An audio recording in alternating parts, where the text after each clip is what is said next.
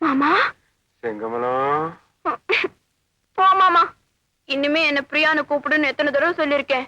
யாராவது பத்திரிக்கைக்காரங்க கேட்டா பிரியாவோட உண்மையான பேரு செங்கமலம்னு எழுதிடுவாங்க. அப்புறம் எல்லா ரசிகர்களும் என்ன செங்கமலம் செங்கமலம் கேலி பண்ணுவாங்க. அப்புறம் அவ்வளவுதான். போ.